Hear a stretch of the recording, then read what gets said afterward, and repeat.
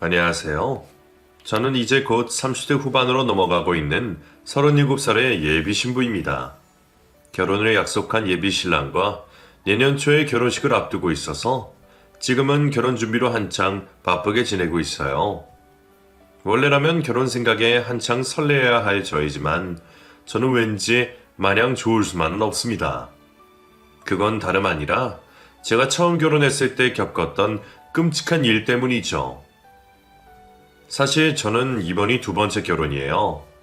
첫 번째 결혼은 혼인신고도 하기 전에 헤어지는 바람에 제대로 이혼을 한 것도 아니지만 제가 두 번의 결혼식을 올리게 된 것은 분명한 사실입니다.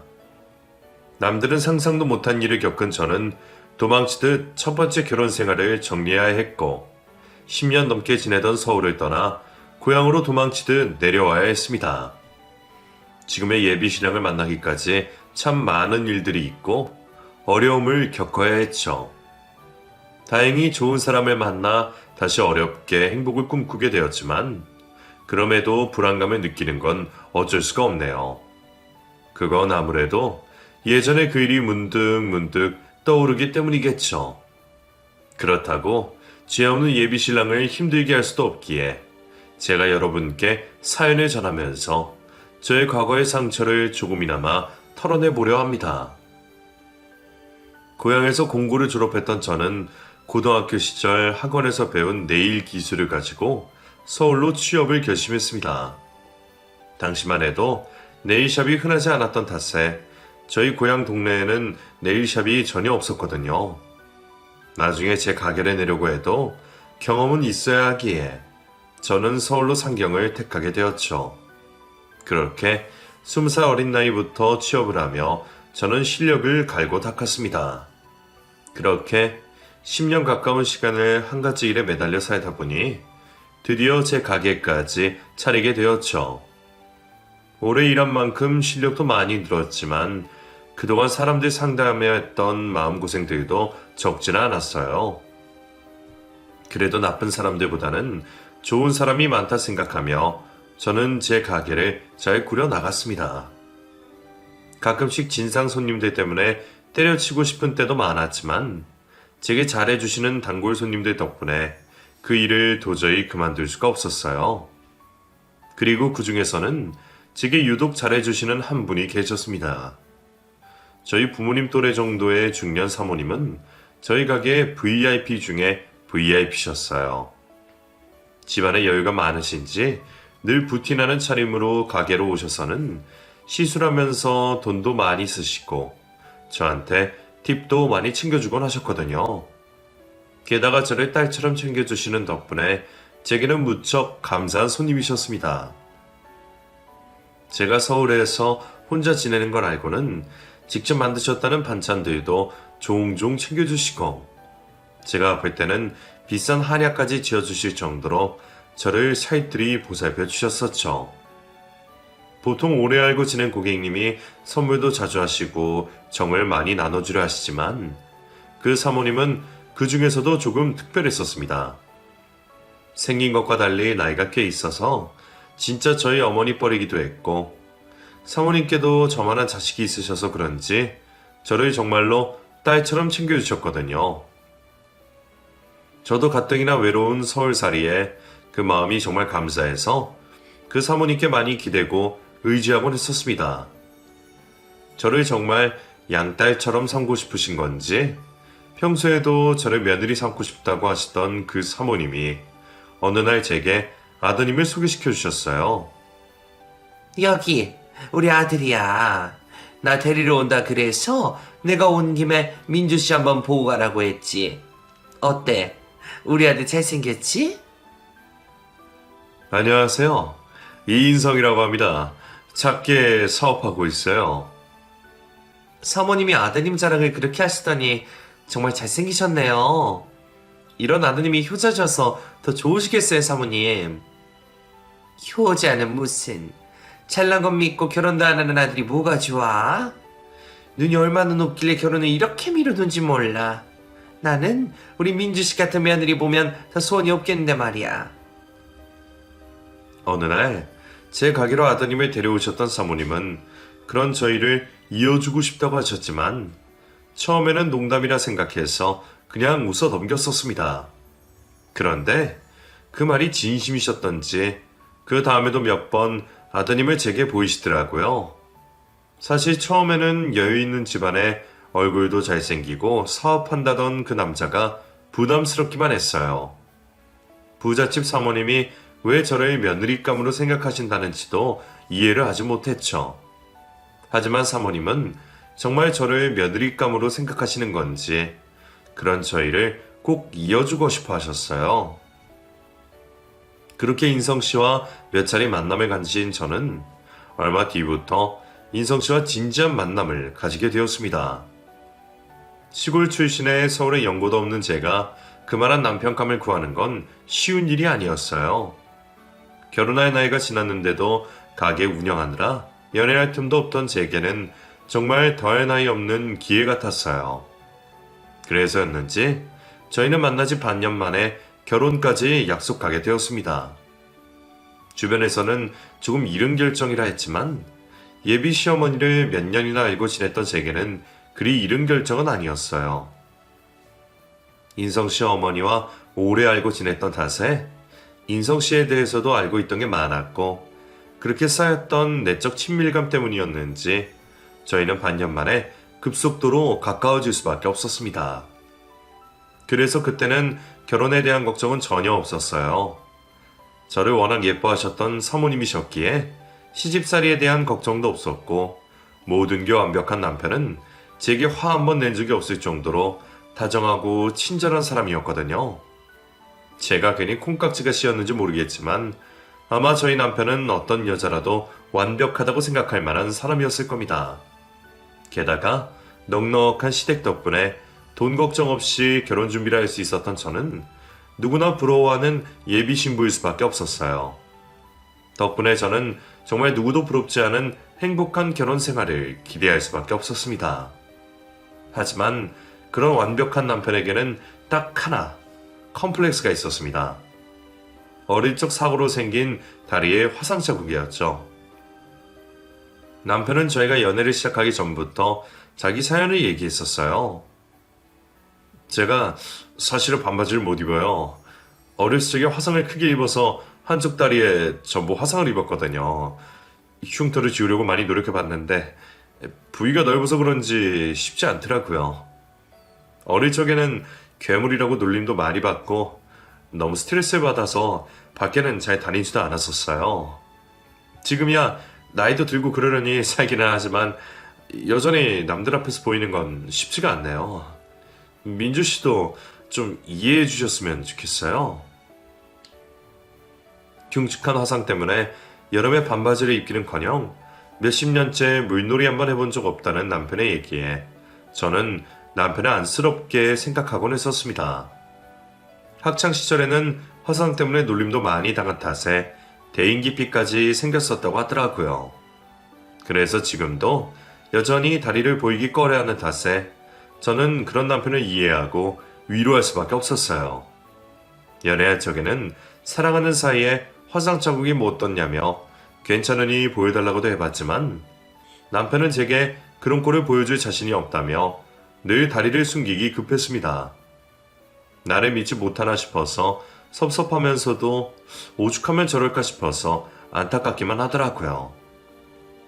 그래도 결혼을 하면 부부 사이에는 거리낄 것 없이 다 보여줄 거라 생각했지만 결혼을 해서도 남편은 여전히 다리를 숨기기 급급했습니다. 그래서 저희는 잠자리를 할 때마다 항상 불을 완전히 끄고 늘 조심스러울 수밖에 없었어요. 그리고 당연하게도 물놀이나 남편이 반바지를 입은 모습은 전혀 볼 수가 없었죠. 여보, 그래도 이제 집에서는 편하게 있으면 안 돼? 집에서까지 긴 바지로 꽁꽁 싸매는 거 안 불편해? 항상 이래서 그런지 별로 안 불편해. 나는 괜찮아. 내가 이게 편해서 그래. 여전히 고집부리는 남편의 모습이 답답하기는 했지만 저는 결국 남편을 이해해 줄 수밖에 없었습니다. 아직은 결혼 생활이 길지 않으니 와이프인 나도 편하지 않아서 그럴 거라고 이해하면서 남편이 저를 좀 더 편하게 생각하기를 바랄 수밖에 없었어요. 그래도 그 문제를 뺀다면 저희의 결혼 생활은 행복하기만 했습니다. 성격이 순한 남편과는 연애 시절부터 싸우는 일도 한 번 없었고, 시어머니는 저희 부부가 행복하기만을 바라시면서 제게 며느리 도리를 전혀 바라지 않으셨거든요. 아무리 친하다고 해도 시엄마가 며느리한테 자꾸 연락하면 스트레스가 되는 거야. 나는 니들만 잘 지내면 되니까 너도 괜히 부담 가질 필요 없이 둘이 행복하게 잘 살아라. 내가 바라는 건 오로지 그거 하나야. 저는 시어머니 덕분에 결혼까지 했으니 시어머니와 예전보다 더 가까이 지내고 싶었는데, 어머니는 매번 그런 말씀으로 며느리한테 안부 연락 한번 바라지 않으시는 시어머니셨어요. 그래서 오죽하면 제가 먼저 시어머니를 찾아가고 귀찮게 할 정도였었죠. 남들은 제 얘기를 들을 때면 그런 시댁이 어디 있냐며 늘 부러워하곤 했습니다. 게다가 사업하는 남편은 돈도 잘 벌고 성격도 좋으니 다들 제가 어마어마하게 시집을 잘 갔다고 말하곤 했어요. 심지어 저희 부모님도 제가 어떻게 그런 집에 시집을 갔는지 의아해할 실 정도였죠. 나는 아직도 네가 어떻게 그런 남편을 얻었나 싶다. 학교 다닐 적에는 맨날 공부 안 하고 놀기만 해서 속을 썩히더니 서울 가서 취직하겠다고 가버려서 또 걱정했었는데, 그래도 네가 인생을 엇살진 않았나 보다. 엄마는 딸한테 그게 할 소리야. 그렇다고 내가 뭐 인생 잘못 산 거 있어? 항상 진실되고 착하게 살면 복을 주시는 거지. 나 여태 정말 열심히 살았잖아. 나도 이만하면 이런 행복 누리고 살 정도는 되는 거 아니겠어? 말은 잘해요. 교만한 소리 하지 말고 하여간에 잘난 시댁에 밉보이고 싶지 않으면 네가 알아서 자주 찾아뵙고 챙겨드려. 남편한테도 잔소리하지 말고 잘하고. 알겠지? 저희 부모님까지 저보다는 남편이나 시어머니를 챙기실 정도였으니 제 결혼 생활이 행복했다는 건 틀림없는 사실이었습니다. 하지만 저는 정말 배가 불렀는지 그런 결혼 생활에만 만족하진 않았어요. 남편은 제가 힘든 가게 일을 그만두고 임신을 준비하여 쉬기를 바랬지만 저는 일을 쉽게 정리할 수가 없었습니다. 그동안 10년 넘게 그 일을 해서 그런지 지긋지긋하다 생각하면서도 애정이 있었거든요.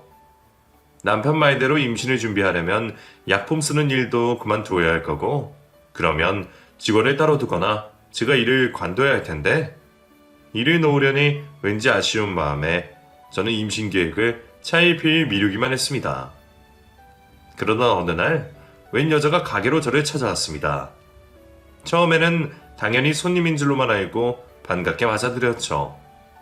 저희 업계 특성상 보통은 예약된 손님들만 받는 일이 많지만 마침 비수기 시즌이라 유독 손님도 없던 탓에 그렇게라도 누군가 와주신 게 감사하기만 하더라고요. 그런데 그 손님이 신기하게도 제 이름을 알고 있는 겁니다. 어서 오세요. 저희 저분 처음이시죠? 아, 저 그게 아니고요. 제가 권민주 씨를 찾아왔는데요. 사장님이 권민주 씨 맞으신가요? 예, 맞아요. 제가 권민주예요. 아, 누구 다른 분 소개받고 오셨구나. 어떻게 알고 오신 거예요?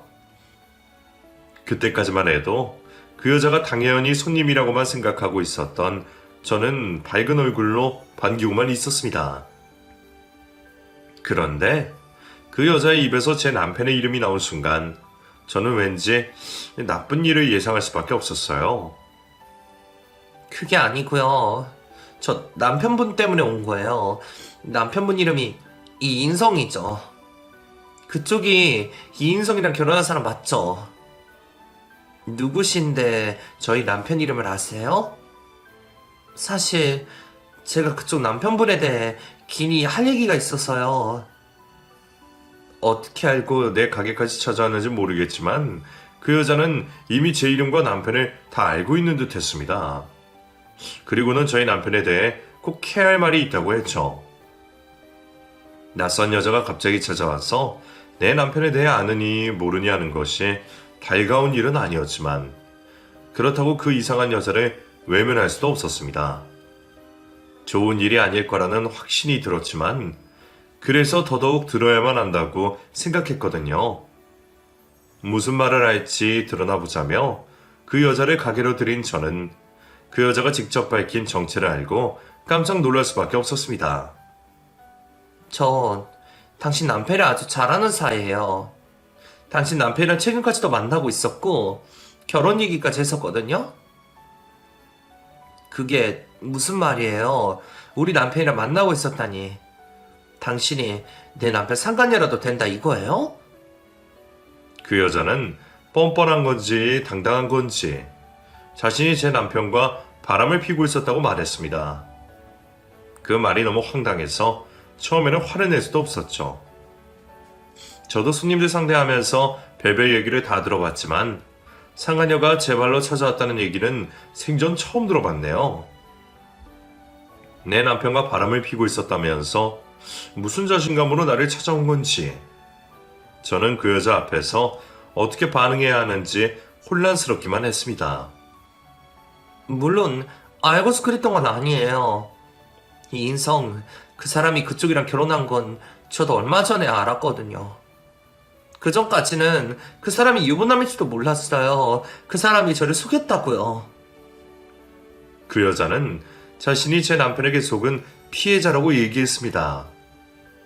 남편에게 믿음이 있었던 저는 잘 알지도 못하는 그 여자의 말을 선뜻 믿을 생각은 없었지만 그 여자의 말이 모두 진실이라면 남편에게 큰 배신감을 느낄 일이었습니다.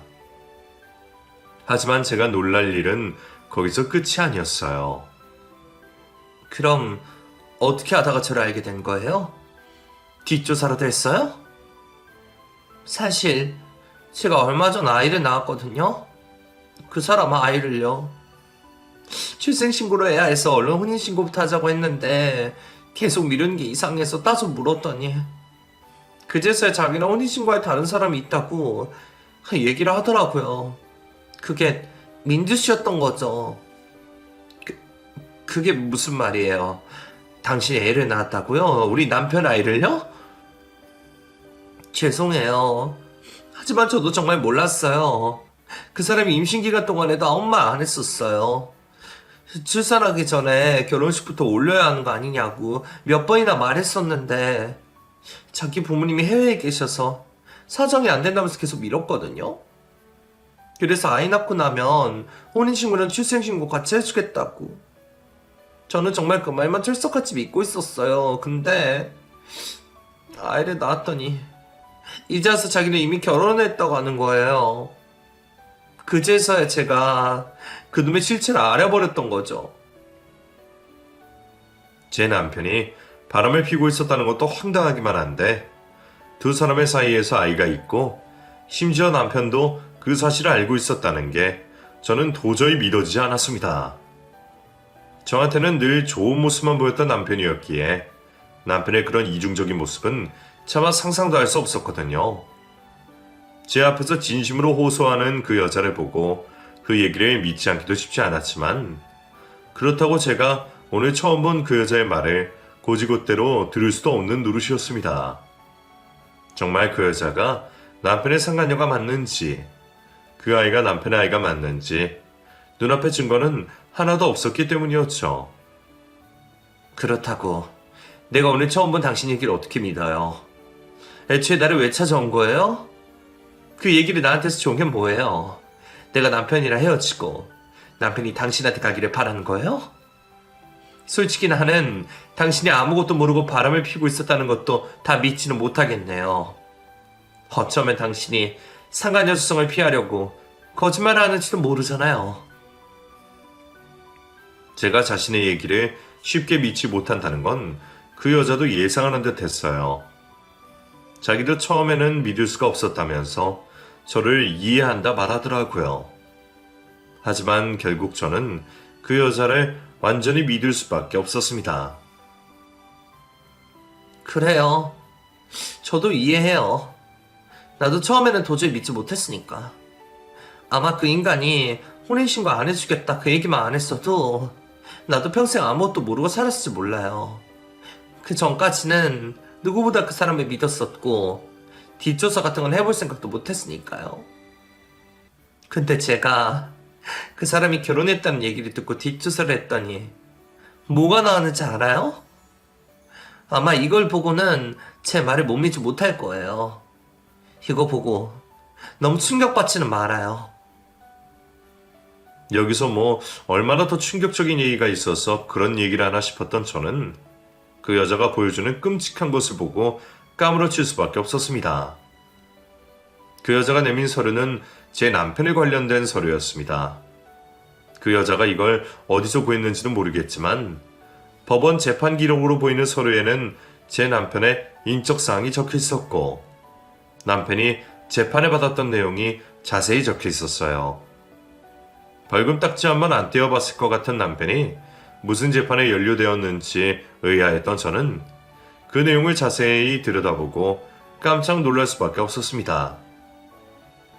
재판 내용은 다름 아닌 성범죄에 관한 것이었고 그곳에는 제 남편이 강간으로 실형을 선고받았다고 적혀 있었습니다. 그리고 그 끔찍한 내용에 저는 온몸이 덜덜 떨릴 정도로 두려워질 수밖에 없었어요. 이게 무슨 말이에요? 이거 진짜예요? 내 남편이... 아니, 이인성이 성범죄자라고요? 맞아요. 많이 놀랐죠. 솔직히 이거 보고도 얼떨떨할 거예요. 세상 순수한 얼굴로 이런 파렴치한 짓을 저질렀다니 도저히 믿을 수가 없죠. 근데 믿어야 해요. 이게 그놈 실체니까.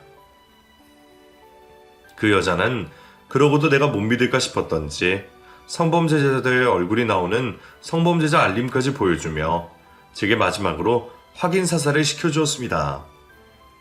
그걸 보게 된 저는 그제서야 진짜 제 남편의 정체를 확인할 수 있었죠.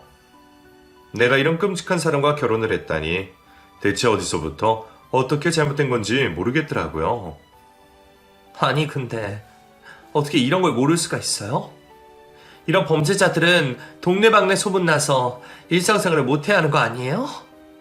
근데 이 사람 자기 사업하면서 자기 마음대로 돌아다니고 심지어 나랑 결혼까지 했잖아요. 이게 가능해요? 사실 이게 작정하고 숨기면 숨길 수 있어요. 저희 입장에서 억울하지만 어쩔 수 없죠. 그래도 아마 그동안 이상한 점들이 꽤 있었을 거예요. 다리를 절대로 안 보여주다든지 자꾸 밝은 곳을 피하던지 말이에요. 나랑도 만나면서 수영장 한번 안 가고 밤에는 늘 불을 끄고 있었거든요. 말로는 화상 트라우마 때문이라는데 아마 전자발찌를 가리려고 그랬던 거겠죠. 그 여자의 말에 그제서야 저는 화상 때문에 늘 다리를 숨기던 남편이 떠올랐습니다. 그리고 그놈의 다리에 전자발찌가 달려있다는 걸 깨달을 수밖에 없었죠. 그 여자가 말했던 것들은 저도 다 겪은 일들이었어요. 폭염이라는데도 한여름에도 늘 발등까지 덮는 긴 바지를 입고 다니고 화상 자국 때문에 꺼려진다며 물놀이 한번 가보진 못했었었죠. 게다가 같이 밤을 보냈다면 남편은 화상을 보이기 싫다며 늘 바지를 입은 채로 불을 전부 끄고 있었습니다. 그런데 그게 전부 다리에 달린 전자발찌를 숨기기 위해서였다니. 사실을 깨달은 저는 뒤늦게서야 소름이 끼치고 미칠 것만 같았어요. 어떡해요? 난 그것도 모르고 이런 미친놈이랑. 세상에. 나 이제 어떻게 하면 좋아요? 괜찮아요. 민주씨는 그래도 나보다 낫잖아요. 내가 오늘 민주씨를 찾아온 것도 다른 걸 원해서 그런 게 아니에요. 나는 아무것도 모르고 그놈 자식같이 나왔지만 민주씨는 아직 벗어날 기회가 있잖아요. 늦지 않았어요. 아직 혼인신고 전이니까 지금이라도 끝내야죠. 그 사람 당신만큼은 절대 안 놓치려고 할 거예요. 성범죄자 주제에 여자 만나기 쉽지 않을 테니까. 그러니까 정말 발목 잡혀서 사단 나기 전에 빨리 헤어지세요. 제가 그 얘기 해주고 싶어서 찾아오는 거예요.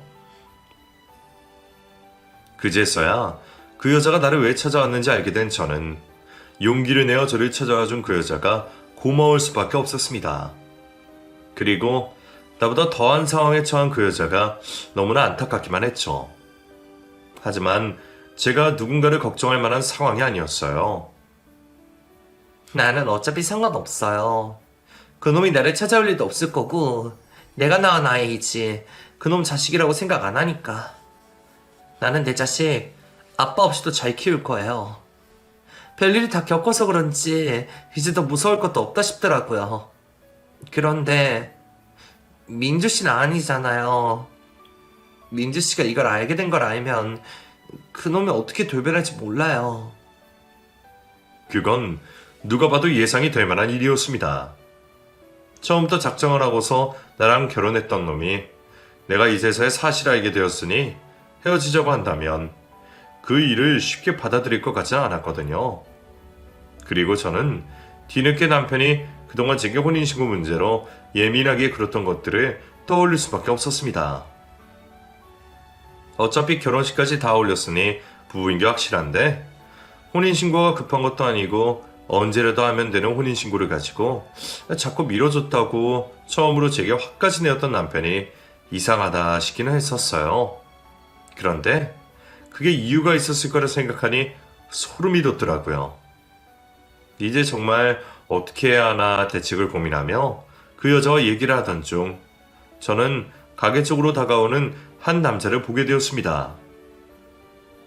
그 사람은 다름 아닌 제 남편이었죠.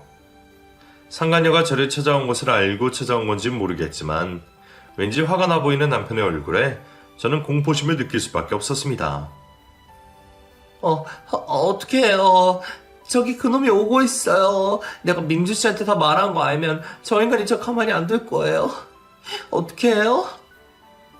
얼른 도망가야죠. 여기 뒷문으로 나가면 제 차 있어요. 저는 앞에 문부터 잠그고 갈 테니까 먼저 나가서 차에 타 있어요. 얼른요. 남편의 갑작스러운 등장에 저희는 도망칠 수밖에 없었습니다. 왜 피해자인 우리가 도망을 가야 하는지 모르겠지만 그때는 그놈이 무슨 해코지라도 할까 싶어서 자리를 피할 수밖에 없었어요. 무슨 첩보 영화를 찍는 것처럼 저는 곧장 가게 문을 걸어 잠그고 뒷문으로 빠져나가 차에 올랐습니다. 그리고 남편과 마주하지 않으려고 안간힘을 쓰며 최대한 멀리 그곳에서 도망갈 수밖에 없었어요. 그렇게 한참을 달려서 남편이 쫓아오지 못할 만한 곳으로 달려온 저희는 한참 후에야 겨우 진정을 할 수 있었습니다. 그리고 그 여자분에게 뒤늦게 감사를 전할 수 있었죠. 아직 이름도 모르지만 우리 사이에 모르는 게 나을 것 같으니까 묻질 않을게요. 오늘 저 찾아와줘서 정말 고마워요. 그쪽이 말해주지 않았더라면 저는 정말 끝까지 몰랐을 거예요. 어쩌면 저도 그놈 아이를 낳고 한참 세월이 지난 후에야 알게 돼서 더 큰일을 당했을지도 모르죠. 그쪽이 저를 살린 거예요. 정말 고마워요. 아니에요.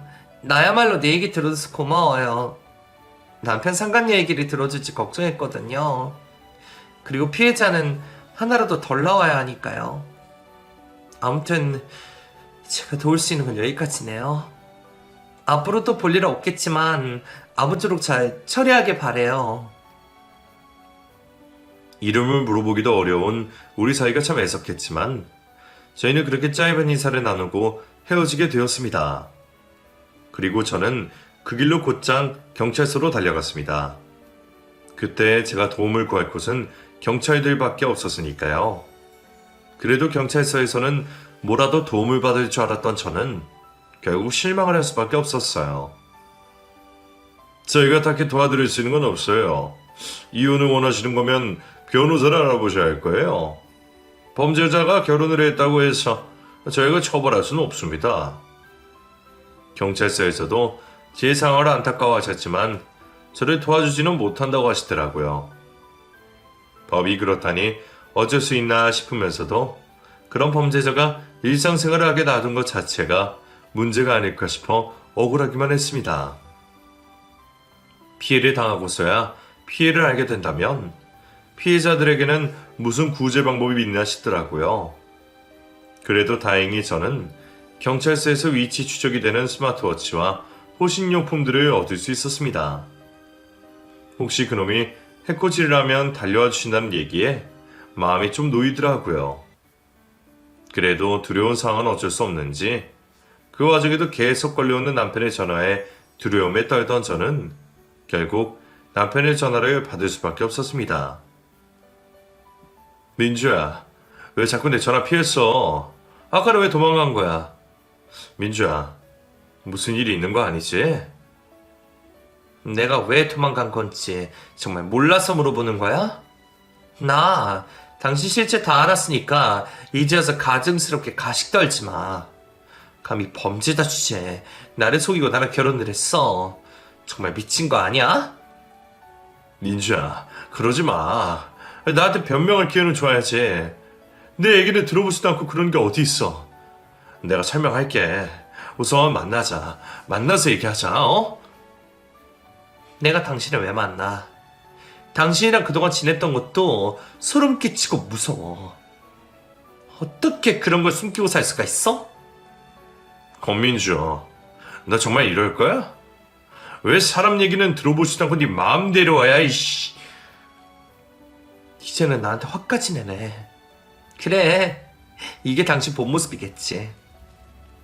그동안 이런 실제 숨기느라 얼마나 고생이 많았겠어. 하긴 전자발찌도 숨긴 놈이 지 성격 숨기는 건 더 쉬웠겠지. 어쩜 사람이 이렇게 철두철미했어?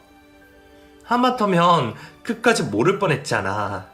그랬으면 내 인생은 어떻게 됐을까?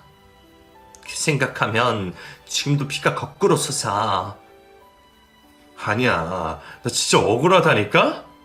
그 전과 그것도 별거 아니야. 그거 그냥 클럽에서 만난 여자한테 당했던 것뿐이야. 그리고 걔가 미성년자인 줄은 나중에서야 알았다고. 내가 정말 그 말을 믿을 거라고 생각해서 얘기하는 거야? 나 당신 재판 기록까지 다 봤어. 수면제까지 탔다며. 처음부터 작정을 하고 끌고 갔으면서 어디서 변명을 하고 있어.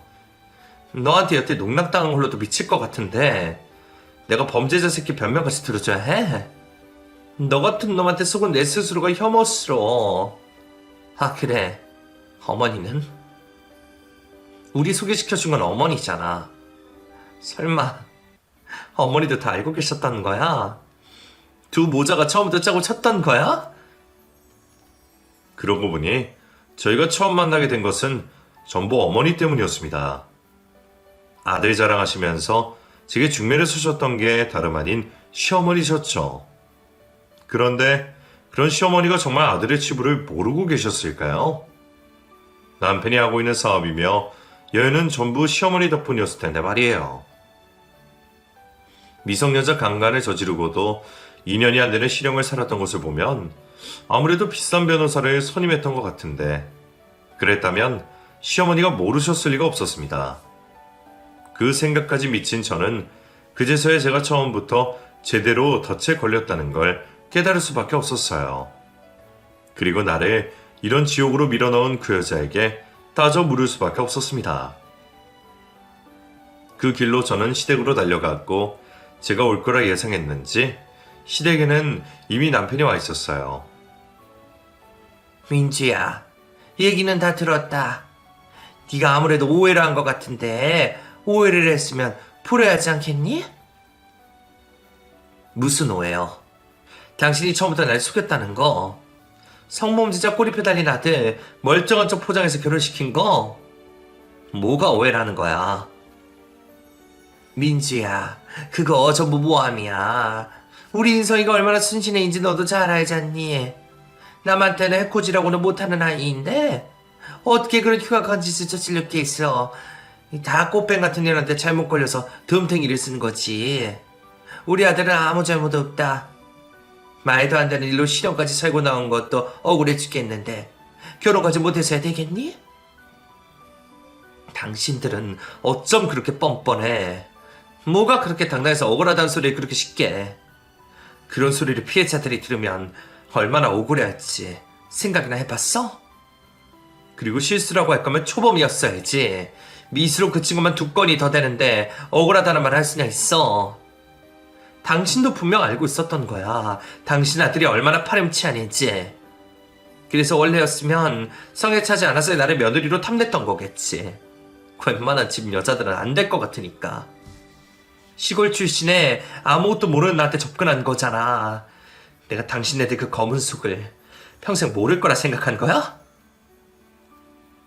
얼마나 억울하던지 저도 모르게 말이 술술 나오더라고요.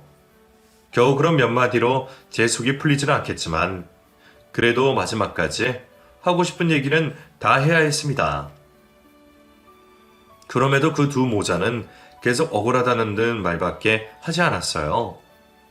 정말 기억이 그 표정이 얼마나 진실해 보이고 호소력 있던지 저도 하마터면 그 말에 또 속을 뻔했네요.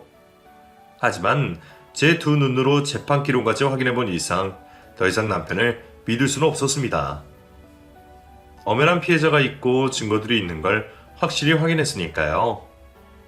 하긴 그런 인간들이니 저까지 속였겠지만 아무래도 두 사람은 전혀 반성을 하지 않는 듯 보였습니다. 민주야, 그래봤자 다 예전의 일이야. 처음부터 실수 한 번 안 하고 사는 사람이 어디 있니? 솔직히 말하면 너도 그리 찰떡은 아니잖니. 네가 내세울 게 있는 것도 아니고 너한테 우리 인성이 정도면 감지덕지 아니니? 나도 내 욕심 다 포기하고 너를 들였는데 네가 이 정도 배려도 못하니? 우리가 하루 이틀 본 사이도 아니고 내가 그동안 너한테 얼마나 잘했었니? 이제는 우리 인성이도 정신 차렸고 다시는 그럴 일도 없을 거다. 이제 민주 네가 있는데 그럴 일이 뭐가 있겠어. 어차피 살다 보면 다 잊혀질 일이야. 내가 그만한 보상을 해줄 테니 너도 이쯤에서 적당히 해라. 한때 제 시어머니였던 그 여자는 자기 아들을 끝까지 감싸며 말도 안 되는 소리만 하고 있었습니다. 반성을 하더라도 평생 잊지 말고 살아야 할 텐데 감히 범죄자가 과거를 지우려 하다니 그만큼 무서운 생각이 또 어디 있나 싶더라고요. 그러면서 제가 혹시나 소문을 낼까 싶었는지 제가 이혼 소송은 안 하더라도 위자료를 주겠다며 저를 붙잡았습니다. 하지만 제가 이제 와서 그 돈을 받을 수는 없었어요. 차라리 그 돈이 없어서 굶어 죽으면 죽지 그 더러운 인간들의 덕을 보고 호사를 누릴 생각은 추호도 없었으니까요. 하지만 그 사람들은 여전히 돈으로 다 되는 거라 생각하는지 돈을 거절하는 저를 이해하지 못하더라고요. 저는 그런 인간들을 다시는 볼 일 없을 거라며 그 집을 벗어났습니다. 남편이 저를 붙잡으려 했지만 제 손에 들린 전기 충격기를 보고는 더 다가오지 못해서 다행이었어요. 당연하지만 하루빨리 남편과 관계를 정리하려던 저는 제일 빨리 올 수 있다는 이사업체를 불러 신혼집에 있던 제 혼수며 짐들을 정리하기 시작했습니다. 당장 갈 곳은 없지만 하루빨리 그 집을 벗어나고 싶더라고요. 혼인신고도 안 해서 이혼도 못하는 마당에 그렇게라도 해야 남편과의 연결고리가 끊기는 느낌이었죠. 그렇게 저는 제 짐을 보관소에 맡기고 다음 날에는 가게까지 내려게 되었습니다. 그리고 부모님께도 결국 상황을 알릴 수밖에 없었어요. 이런 얘기를 어떻게 해야 하는지 마음 같아서는 평생 숨기고 싶었지만 결국 갈 것 없는 제가 돌아갈 곳이라고는 고향집밖에 없었기 때문에 부모님께는 사정을 말할 수밖에 없었어요. 거짓말이라도 하면 좋으련만 그러려니 마땅한 핑계도 없더라고요. 성격 차이 때문이라고 한다면 괜히 부유한 시댁에 잘난 남편 두고 배부른 소리 한다고 하실 게 뻔했기에 결국 솔직하게 말하는 전공법을 택할 수밖에 없었죠. 부모님은 당연하게도 저처럼 충격을 받으셨지만 그래도 제가 무사하여 다행이라고 말씀해 주셨습니다. 덕분에 저는 마음을 조금 편하게 먹고 고향으로 내려갈 수가 있게 되었네요. 분명 10년 전 이곳을 떠나올 때만 해도 다시는 돌아올 일 없을 거라며 서울 가서 떵떵거리며 살 거라 생각했었는데 어쩌다 보니 제 진세가 이렇게 된 건지 하염없이 눈물만 흐르더라고요. 속은 것이 죄는 아니라고 하지만 정작 속은 입장에서는 스스로가 안심하고 자책을 할 수밖에 없었습니다. 사실 글로 다 적지를 못해서 그렇지 처음에는 고향으로 내려갔을 때만 해도 저는 거의 반태인이나 다름이 없는 상태였습니다. 내가 무슨 잘못을 했다고 그런 일을 당했을지 제 인생이 억울하고 서러워서 미치겠더라고요. 그래서인지 평소에는 저를 못 믿어하시고 잔소리도 잘 하시는 부모님께서도 그때만큼은 아무 말씀을 하지 못하시더라고요. 아마 그때는 제가 어떻게라도 될까 걱정을 하셨던 모양입니다. 에휴, 괜찮아. 이혼도 아니고 조금 살다가 찢어진 건데 뭐 세상 큰일 나? 몹쓸로 만난 건 안타깝지만 그것도 다 시간 지나면 잊혀질 일이야.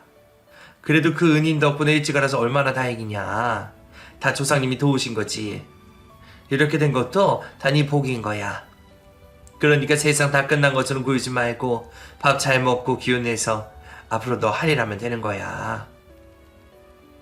그냥 이혼을 한 것도 아니고 인간 같지도 않은 사람들에게 속아서 그런 사기 결혼을 했다는 것이 평생 씻을 수 없는 상처가 된 것만 같았습니다. 그래서 밖에도 못 나가고 방에만 박혀서 우울하게 지냈는데 살다 보면 별일이 아니라는 엄마의 그 말이 생각보다 많은 도움이 되더라고요. 엄마 말처럼 그 은인이 아니었으면 나는 아직도 아무것도 모르고 있었을지 모르는데 덕분에 하루라도 빨리 벗어날 수 있었으니 말이에요. 게다가 그런 놈 때문에 저만 괴로운 게 억울하기만 했습니다. 아직 한참 남은 내 인생 이렇게 허비하는 게 더 큰 상처가 되지 않을까 싶었죠. 덕분에 저는 3달 만에 다시 일어서게 되었습니다. 아직 마음을 다 털어내지 못했지만 나가서 일을 하고 뭐라도 하다 보면 언젠가는 괜찮아지지 않을까 싶더라고요. 그래서 저는 고향에서 다시 네일샵을 내기로 했습니다. 그래도 서울에서 하던 가게도 꽤 잘 운영하고 있었고 제 실력 정도이면 고향 동네에서 욕먹을 일은 없겠다 싶더라고요. 게다가 서울에 비하면 월세도 한참 저렴한 덕분에 망하더라도 크게 어렵지는 않겠다 싶어서 저는 다시 제 가게를 차리게 됐습니다. 다행히도 찾아와 주시는 손님들이 조금씩 있었고 얼마 지나지 않아서는 단골 고객들도 생기게 되었죠. 역시 사람은 바쁘게 사는 게 제일인 건지 그 덕분에 저는 다시 정신을 차리며 제 삶을 회복해 나갈 수 있었습니다. 그리고 다시는 사랑 같은 건 못할 줄 알았던 제가 그 후 또 다른 사랑을 찾을 수 있게 되었어요. 그 사람은 제가 고향에 가게를 열고서 저희 가게에 물건을 가져다주는 재료 도매 사장님이었어요. 괜히 농담도 못할 정도로 순박하고 착한 그 사람이 저는 참 마음에 들었어요. 저 비슷한 나이에 노총각이던 그 사람과 제가 언젠가부터 점점 가까워지게 되었죠. 그렇게 저희는 연애를 시작했고 2년의 연애 끝에 내년쯤 결혼을 준비하고 있습니다. 물론 그 사람도 제가 겪은 일을 전부 알고 있어요. 어쩌면 저보다도 가슴 아파해주던 사람이었죠. 그래서 제가 과거에 겪었던 일을 알고 저를 보듬어주는 그 사람이라면 저도 이제는 행복해질 수 있지 않을까 싶네요. 이번에는 부잣집 시댁에 잘생기고 사업하는 남편은 없지만 그런 것들과는 비교할 수 없을 정도로 진실되고 참된 사람을 만나게 되어 얼마나 다행인지 몰라요. 그래서 저는 분명 행복할 거라고 생각합니다. 그럼 저도 앞으로도 열심히 살아가기를 다짐하며 제 이야기를 마치겠습니다. 감사합니다.